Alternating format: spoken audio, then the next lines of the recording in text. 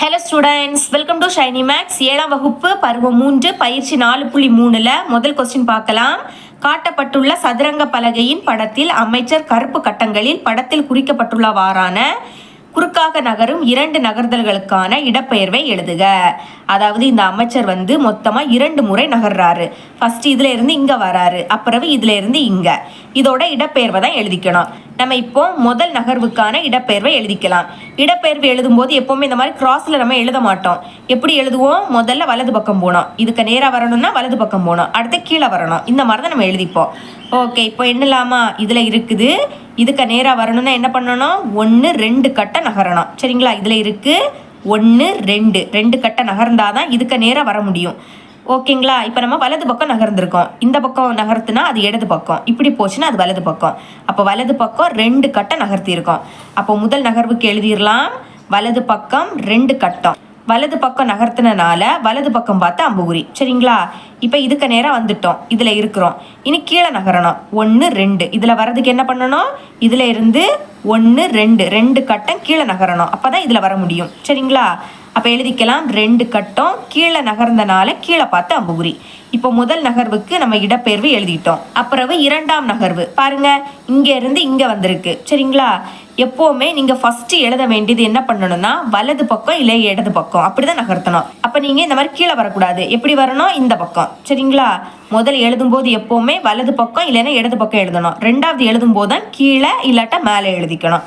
Okay, இப்போ இதுக்கு நேராக வரணும்னா எங்கே வரணும்? இது வர வரணும். ஓகேங்களா? இப்போ எண்ணிக்கலாமா? 1 2 3 4 5. இதுக்கு நேராக வரணும்னா 5 கட்டம் நான் நகரணும்.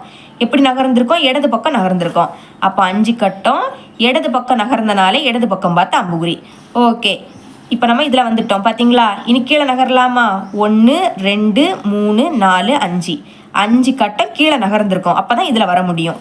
எழுதிக்கலாம், 5 கட்டம் கீழே நகர்ந்தனால கீழே பார்த்து அம்புகுறி. இதுதான் இதோட ஆன்சர். 2வது கொஸ்டின், சதுரங்க காய்கள் ஒவ்வொன்றிற்கும் ஒரு நகர்விற்கான வாய்ப்புள்ள அனைத்து இடப்பெயர்வுகளையும் எழுதுக. நம்மளுக்கு இங்கே காய்கள் கொடுத்துருக்காங்க, இதோட நகர்வை இடப்பெயர்வை நம்ம எழுதணும். ஃபர்ஸ்ட் ராஜா. இப்போ ராஜா இங்கே இருக்குன்னு வச்சுக்கோங்க. ராஜா எப்போவுமே ஒரு ஸ்டெப் தான் போகும், ஒரு கட்டத்தில் தான் போகும். சரிங்களா? இது இந்த பக்கம் போகும், அதே மாதிரி இந்த பக்கம், ஆனால் ஒரு கட்டம் தான் தாண்டும். ஞாபகம் வச்சுக்கோங்க. இது மேலேயும் போகும், வலது பக்கம் போகும், இடது பக்கம் போகும், அதே மாதிரி கிராஸ்லேயும் போகும். அதை தான் எழுதியிருக்கேன். ஒரு வாட்டி வலது பக்கம் ஒரு கட்டம். சரிங்களா? அடுத்த ஒரு கட்டம் இடது பக்கம் வரும், அடுத்த ஒரு கட்டம் மேல் நோக்கி, அதே மாதிரி ஒரு கட்டம் கீழ் நோக்கியும் வரும். ஆனால் உங்கள் புக்கில் அதை கொடுக்கல. அப்புறம் கிராஸ்லேயும் போகும். கிராஸில் போகும்போது இடப்பெயர்வை நம்ம எப்படி எழுதிக்கணும்? இப்போ இதில் இருந்து இங்கே வருதுன்னு வச்சுக்கோங்க. ஃபர்ஸ்ட் என்ன பண்ணணும்? வலது பக்கம் வரணும், இதில் வந்துக்கிட்டு அதுக்கப்புறம் தான் போகணும். அந்த மாதிரி தான் நீங்கள் இடப்பெயர்வு எழுதணும். ஞாபகம் வச்சுக்கோங்க. ஒரு கட்டம் தான் தாண்டும். இப்போ கிராஸில் போகுதுன்னு வச்சுக்கோங்க. இப்போ இதோட இடப்பெயர்வு எப்படி எழுதணும்? வலது பக்கம் ஒரு கட்டம் வரணும், வந்துக்கிட்டு மேலே நோக்கி ஒரு கட்டம் போகணும். ஓகேங்களா? அதை வேணால் நான் ப்ராக்கெட்டில் ஒருக்கா எழுதிக்கிறேன். ஒரு கட்டம் எப்படி வரணும்? வலது பக்கம். சரிங்களா? இப்போ நம்ம இதில் வந்துட்டோம். இனி இதில் நம்ம போகணும். சரிங்களா? அப்போ ஒரு கட்டம் மேல் நோக்கி நம்ம நகரணும். இதில் இருந்து ஒரு கட்டம். அப்போ எழுதிக்கலாமா? ஒரு கட்டம் மேல் நோக்கி நகர்ந்தனால மேலே பார்த்து அம்புகுறி. இந்த மாதிரி வேணால் ப்ராக்கெட்டில் எழுதிக்கோங்க. இதை உங்கள் புக்கில் கொடுக்கல. இனி ராணி எப்போவுமே இப்போ இதில் இருக்குன்னு வச்சுக்கோங்க. ராணி எல்லா கட்டமும் தாண்டும். எவ்வளோ கட்டம் இருக்கோ அவ்வளோ கட்டம் தாண்டும். கிராஸ்லேயும் போகும், நேராயும் போகும், சைடில் போகும், இந்த சைட்லேயும் வரும். சரிங்களா? இப்போ பாருங்க, மொத்தமாக இதில் எத்தனை கட்டம் இருக்குன்னு எண்ணலாம். இதில் ராணி இருக்குன்னா 1 2 3 4 5 6 7 7 கட்டம் வரைக்கும் வரும். உங்கள் புக்கில் 8 கட்டம்னு கொடுத்துருக்காங்க, அது தப்பு. ஓகேங்களா? நான் எழுதியிருக்கேன் பாருங்க, 1லிருந்து 7 கட்டம் மேல் நோக்கி நகரும். அப்புறம் இது சைடில் போச்சுன்னு வச்சுக்கோங்க. இந்த மாதிரி கிராஸில் போயிருக்குன்னு வச்சுக்கோங்க. இப்போதைக்கு இதில் இருக்கு, ராணி இங்கே போகுது. அப்போ இதில் வரணும்னா என்ன பண்ணணும்? வலது பக்கம் இங்கே நகரணும். இதுக்கு நேராக வரணும்னா ஃபர்ஸ்ட் இங்கே வரணும், வந்துக்கிட்டு அடுத்த மேல் நோக்கி நகரணும். இந்த மாதிரி தான் எழுதிக்கணும். அப்போ எப்படி எழுதிக்கலாம்? இதில் இருக்கு, இதை நம்ம இங்கே கொண்டு வரோம். அப்போது ஃபர்ஸ்ட் நான் இங்கே வரணும், 2 கட்டம் நான் வலது பக்கம் நகரணும். நகர்ந்துக்கிட்டு மேலே வரதுக்கு 2 கட்டம் மேல் நோக்கி நகரணும். அப்படி தான் நீங்கள் எழுதிக்கணும். அதை தான் கிராஸில் போகிறதுக்காக அடுத்தது எழுதியிருக்கேன். ராணியை பொறுத்த வரைக்கும் நிறைய வரும். சரிங்களா? நான் ஃபர்ஸ்ட் என்ன எழுதியிருக்கேன்னா ஒரு கட்டம் வலது பக்கம், அடுத்த ஒரு கட்டம் மேல் நோக்கி, அடுத்த 2 கட்டம் வலது பக்கம், அடுத்த 2 கட்டம் மேல் நோக்கி. இந்த மாதிரி நிறைய வரும். நான் இவ்வளோ தான் எழுதியிருக்கேன். ஓகேங்களா? ஓகே. அப்புறம் அமைச்சர். அமைச்சர் வந்து கிராஸில் மட்டும்தான் போவார். நேராக போக மாட்டார், இடது பக்கம் போக மாட்டார், வலது பக்கம் போக மாட்டார். எப்படின்னா கிராஸ் ஆட்டு. இப்போ கருப்பு காயினில் அமைச்சர் வந்து மொத்தமாக 2 உண்டு. ஒன்று வந்து கருப்பில் இருக்கும், இன்னொன்று ஒயிட்டில் இருக்கும். இங்கே வந்து நம்மளுக்கு ரெட்டில் கொடுத்துருக்காங்க. சரிங்களா? இப்போ ரெட்டில் இருக்கக்கூடிய அமைச்சர் வந்து ரெட்டாக இருக்கக்கூடிய சதுரத்தில் தான் தாண்டுவார். சரிங்களா? கருப்பில் இருக்கக்கூடியது கருப்பு கட்டத்தை தான் தாண்டும், கிராஸில் தான் போகும். எவ்வளோ வேணாலும் போகும். இப்போ இதில் இருக்குன்னா 1 2 3 4 5 6 6 கட்டம் வரையும் தாண்டும். ஓகேங்களா? அதை தான் எழுதியிருக்கேன். இதுவும் ராணி மாதிரி. ஆனால் ஃபர்ஸ்ட் உள்ளதை நீங்கள் எழுதக்கூடாது. பாக்கி என்னது இருக்கோ அதை அப்படியே எடுத்து எழுதிடணும். ஃபர்ஸ்ட் உள்ளது என்னன்னா மேல் நோக்கி. அமைச்சர் வந்து மேல் நோக்கி போக மாட்டார் இல்லையா, கிராஸில் மட்டும் தான் போவார். அதுக்கு மட்டும் நான் அப்படியே எடுத்து எழுதியிருக்கேன். ஃபர்ஸ்ட் ஒன்றை மட்டும் எழுதாமல் பாக்கி உள்ளதை அப்படியே எடுத்து எழுதியிருக்கேன். ஓகேங்களா? இப்படி எழுதுனா உங்களுக்கு இன்னும் ஞாபகம் இருக்கும். அப்புறம் குதிரை. குதிரை வந்து எல் ஷேப்பில் போகும். இப்போ குதிரை இங்கே இருக்குன்னு வச்சுக்கோங்க.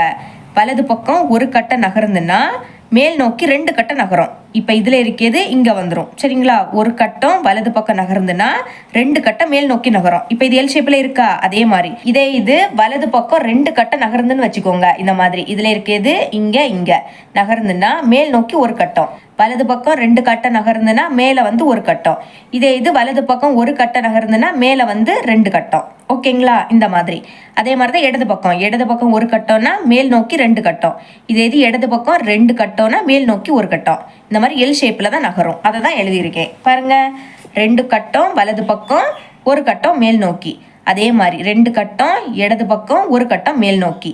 இந்த மாதிரி கீழ் நோக்கியும் வரும். உங்கள் புக்கில் மேல் நோக்கி போகிறத மட்டும்தான் கொடுத்துருக்காங்க. அதை தான் நானும் எழுதிக்கிட்டேன். இனிமே யானை. யானை வந்து என்னன்னா கிராஸில் போகாது. சரிங்களா?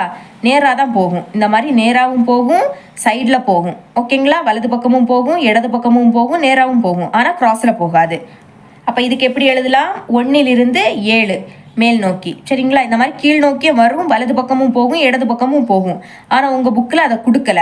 இவ்வளோ தான் கொடுத்துருக்காங்க. நான் அதை மட்டும் தான் எழுதிக்கிட்டேன். இதுக்கு பிறகு சிப்பாய். சிப்பாய் எப்போவுமே ஃபஸ்ட்டு வந்து 2 கட்டம் நகரும், அடுத்த ஒரு கட்டம் தான் நகரும். சரிங்களா? இது வந்து நேராக மட்டும்தான் போகும். ஒருவேளை காயினை கட் பண்ணும்போது கிராஸில் போகும், மற்றபடி ஒரு ஸ்டெப் தான் அது நகரும். சரிங்களா? முதல் வாட்டி மட்டும் 2 ஸ்டெப் நகரும், அடுத்த ஒரு வாட்டி தான் நகரும். எழுதியிருக்கேன் பாருங்க. சிப்பாய் ஒரு வாட்டி மேல் நோக்கி, அடுத்த 2 வாட்டி மேல் நோக்கி. இது வந்து எப்போவுமே பின்னாடி வராது, முன்னோக்கி தான் போகும். ஞாபகம் வச்சுக்கோங்க. இவ்வளோ தான் 2வது கொஸ்டின். 3வது கொஸ்டின், கொடுக்கப்பட்ட படத்தை கொண்டு பின்வரும் கேள்விகளுக்கு விடையளிக்க ஒவ்வொரு வகையிலும் சிறுவன், சிறுமி, சிறுவன் அமைப்பு ஓர் அலகாக பயன்படுத்தப்பட்டுள்ளது. ஃபர்ஸ்ட் சப்டிவிஷன், எந்தெந்த வகைகளில் சிறுவன், சிறுமி, சிறுவன் அமைப்பு இடப்பெயர்வை கொண்டுள்ளது. அதாவது ஃபர்ஸ்ட் சிறுவன் இருக்கணும், அடுத்த சிறுமி, அடுத்த சிறுவன், இந்த மாதிரி வரணும். பாருங்க, ஃபர்ஸ்ட் சிறுவன், அடுத்த சிறுமி, அடுத்த சிறுவன், இந்த மாதிரி. அடுத்த சிறுவன், சிறுமி, சிறுவன், இப்படி வரணும். ஓகேங்களா? அடுத்த சிறுவன், சிறுமி, சிறுவன். அப்போ இங்கே கொடுத்துருக்க அமைப்பை பொறுத்து தான் இங்கே வந்திருக்கு. பார்த்தீங்களா? முதல்ல என்ன கொடுத்துருக்காங்க? சிறுவன். அதே மாதிரி அடுத்த சிறுமி அப்படி வந்திருக்கு. அடுத்ததும் சிறுவன்.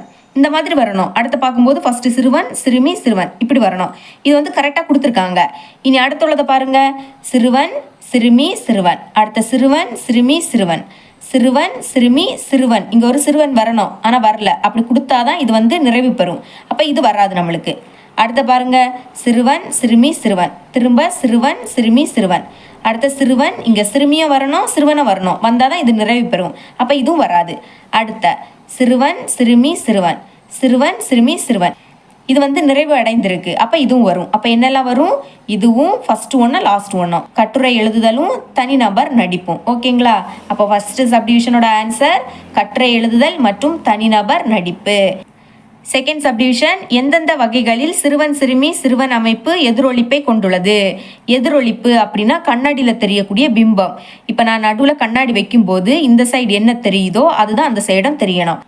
எதிரொலிப்பை பொறுத்த வரைக்கும் இரட்டைப்படை எண்ணா இருக்கணும். இப்போ பாருங்க, 1 2 3 4 5 6 7 8 9 ஒற்றைப்படை எண். அப்போ இது வராது. அடுத்தது பாருங்க, 1 2 3 4 5 6 7 8, இது வந்து இரட்டைப்படை எண். அப்போ இங்கே செக் பண்ணிடலாம். 4 4 பிரிக்கலாம். சரிங்களா? இப்போ நடுவில் வந்து நான் கண்ணாடி வைக்கிறேன்னா இங்கே ஃபஸ்ட்டு என்ன தெரியுதோ அதுதான் அங்கே தெரியணும். இப்போ இங்கே பையன் இருக்கான், இங்கேயும் பையன் தான் தெரியணும். ஆனால் இங்கே என்னது தெரியுது? சிறுமி தெரியுது. அப்போ இது வராது. அடுத்தது இது எண்ணிக்கோங்க, 1 2 3 4 5 6 7 ஒற்றைப்படையன். அப்போ இதுவும் வராது. அடுத்தது 1 2 3 4 5 6, இது வந்து இரட்டைப்படையன். அப்போ இதை நம்ம செக் பண்ணி பார்க்கலாம். 3 பிரிக்கலாம். நடுவில் வந்து கண்ணாடி வைக்கிறோம். இங்கே சிறுவன் தெரியுறான், அதே மாதிரி இங்கேயும் சிறுவன், இங்கே சிறுமி, அதே மாதிரி இங்கேயும் சிறுமி. அடுத்தது சிறுவன், இங்கேயும் சிறுவன். அப்போ இது கரெக்டாக வந்திருக்கு. அப்போ இதோட ஆன்சர் என்னது? தனிநபர் நடிப்பு. செகண்ட் சப்டிவிஷனோட ஆன்சர் தனிநபர் நடிப்பு மட்டும் வரும். இவ்வளோ தான் 3வது கொஸ்டின். 4வது கொஸ்டின், கொடுக்கப்பட்ட படத்தில் தரையின் மீது வரையப்பட்ட அலங்கார அமைப்பு உள்ளது. இதுதான். அதில் சிவப்பு நிற சிறிய சமபக்க முக்கோணத்தின் பக்க அளவு 30 சென்டிமீட்டர் மற்றும் உயரம் 26 சென்டிமீட்டர் எனில், இதில் இருக்கக்கூடிய சிவப்பு நிற சிறிய சமபக்க முக்கோணம், சிவப்பு நிறத்தில் ஒரு முக்கோணம் இருக்குது, அதுக்குள்ள சிறிய முக்கோணம் இருக்குது. இதோட பக்க அளவு கொடுத்துருக்காங்க, உயரத்தோட மதிப்பு கொடுத்துட்டாங்க. எனில் அனைத்து முக்கோணங்களும் அருங்கோணங்களும் ஒழுங்கு பல கோணங்கள் ஆகும். ஒழுங்கு பல கோணம் அப்படின்னா முக்கோணத்தோட பக்கமும் சமமாக இருக்கும், அதே மாதிரி அருங்கோணத்தோட எல்லா பக்கமும் சமமாக தான் இருக்கும். இப்போ ஃபர்ஸ்ட் சப்டிவிஷன் மஞ்சள் நிற கோடு, இதோட இடப்பெயர்வை சென்டிமீட்டரில் கேட்குறாங்க. மஞ்சள் கோடு எங்கே இருக்குது? என்ன இருக்குது? இதில் இருந்து இங்கே வந்திருக்கு. இப்போ இதோட இடப்பெயர்வை நம்ம கண்டுபிடிக்கணும். சரிங்களா? இதுல இருந்து இங்க இடப்பெயர்வு எழுதும் போது கிராஸ்ல நம்ம எழுத மாட்டோம். ஃபர்ஸ்ட் இங்க வரணும். இதுல வரணும்னா, இதுக்கு நேரா வரணும்னா நான் முதல்ல இங்க வரணும், அதுக்கப்புறம் தான் கீழே வர முடியும். ஓகேங்களா? அப்படிதான் நம்ம எழுதிக்க போறோம். அதுக்கு இந்த மாதிரி சின்ன சின்ன முக்கோணம் வரைய போறோம். ஃபர்ஸ்ட் இந்த அருங்கோணத்தை 2ஆ பிரிக்க போறோம். பிரிச்சுக்கிட்டு இதுல மட்டும் நம்ம முக்கோணம் வரைஞ்சிக்க போறோம். ஓகேங்களா? இனி இதுக்குள்ள சின்ன முக்கோணம், இது வரையும் போது கவனமா இருக்கணும், ஞாபகம் வச்சுக்கோங்க. அடுத்த இங்கே ஒன்று. இப்போ நம்ம இதில் இருக்கிறோம். இதுக்கு நேராக வரணும்னா நான் இங்கே வரணும். அப்போ எண்ணிக்கலாமா? இந்த ஷேப்பில் இருக்கக்கூடியதை மட்டும் தான் நீங்கள் எண்ணணும், இதை எண்ணக்கூடாது. அப்போ 1 2 3 4 இதுக்கு நேராக வரணும்னா நான் என்ன பண்ணணும்? 4 முக்கோணம் வலது பக்கம் நகரணும். இங்கேருந்து இங்கேனா வலது பக்கம். சரிங்களா? அப்போ எழுதிக்கலாம், 4 முக்கோணம் வலது பக்கம் நகரணும். இதை வந்து சென்டிமீட்டரில் கேட்டிருக்காங்க. அப்போ என்ன பண்ணணும்? 4 இன்டு, இப்போ இதோட அளவு கேட்குறாங்க. சரிங்களா? இதுல இருந்து இது வரைக்கும். அப்போ இதுதான் என்னது? இந்த முக்கோணத்தோட ஒரு பக்க அளவு. பார்த்தீங்களா? சமபக்க முக்கோணத்தை பொறுத்த வரைக்கும் எல்லா பக்கமும் சமம். இதோட பக்க அளவு என்ன கொடுத்துருக்காங்க? 30 சென்டிமீட்டர். இது 30 சென்டிமீட்டர்னா இதுவும் 30, அதே மாதிரி இதுவும் 30. நம்ம இப்போ இதையும் இதையும் இதையும் இதையும் கூட்டணும், இல்லைன்னா பெருக்கணும். சரிங்களா? இதோட அளவு எவ்வளவு? 30 சென்டிமீட்டர். அப்போ 30 4 வாட்டி எழுதி கூட்டணும், இல்லைன்னா 4ஐயும் 30ஐயும் பெருக்கிட்டாலே போதும். புரியுதுல? 4 முக்கோணம் நம்ம தாண்டி இருக்கோம். அப்போ 4ஐயும் அதோட பக்க அளவு 30, இதை 2ஐயும் பெருக்கிட்டாலே போதும். 4ஐயும் 0ஐயும் பெருக்குனா 0.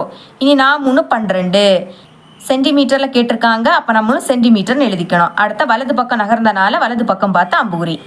இனி அடுத்த பாருங்க, இப்போ நம்ம இங்கே வந்துட்டோம். இனி இங்கே கீழே வரணும். ஓகேங்களா? அதுக்கும் நம்ம முக்கோணம் வரைஞ்சிக்கணும். இங்கே வரைஞ்சிக்கலாம். ஓகே, இப்படி ஒன்று, அடுத்த இங்கே ஒன்று. இங்கே நம்ம இந்த 2 முக்கோணத்துக்கு மட்டும் சின்ன முக்கோணம் வரைஞ்சாலே போதும். இங்கே எப்படி, அடுத்த இங்கே ஒன்று. ஓகே, இப்போ பாருங்க, இங்கே வரணும். எண்ணிக்கலாமா? இதில் நிற்கிறோம். இப்போ எண்ணிக்கலாம். 1 2 3 4 5 6 7 8 8 முக்கோணம் கீழே நகர்ந்தோம். சரிங்களா? அப்போ கீழே பார்த்து அம்புக்குறி போடணும். இப்போ எழுதிக்கலாமா? 8 முக்கோணம் கீழே நகர்ந்தனால கீழே பார்த்து அம்புக்குறி. இப்போ 8ஐயும் இங்கே கவனமாக இருக்கணும். இங்கே என்னென்னா உயரத்தை தான் பெருக்கணும். ஏன்னா உயரம்னா என்னது? இப்போ இந்த முக்கோணத்தை எடுத்துக்கிட்டோன்னா இதுல இருந்து இதுதான் உயரம். அப்போ நம்ம இப்படி தானே வந்தோம், இங்கே இப்படி. அப்போ இதானே உயரம். இங்கே வந்து உயரத்தை பெருக்கணும். மொத்தமாக 8 முக்கோணம் நகர்ந்தோம். உயரத்தோட மதிப்பு எவ்வளவு? 26. அப்போ 8ஐயும் 26ஐயும் பெருக்கிட்டாலே போதும். எழுதிக்கலாம். இப்போ பெருக்கலாமா? 26 அப்புறம் 8 8 6 48 8 பாக்கி 4. இனி 8 2 16. 16 கூட 4 கூட்டினா 20. அப்போ என்ன கிடைக்குது? 208. எழுதிக்கலாம். 208 சென்டிமீட்டர் கீழே பார்த்து அம்புகுறி. இப்போ இதோட ஆன்சர் எப்படி எழுதிக்கணும்னா, இந்த மாதிரி எழுதிருங்க. ஃபர்ஸ்ட் இதை எழுதணும், அடுத்த கமா போட்டுக்கிட்டு இதை எழுதணும். உங்கள் புக் பேக்கில் ஆன்சர் தப்பாக கொடுத்துருப்பாங்க.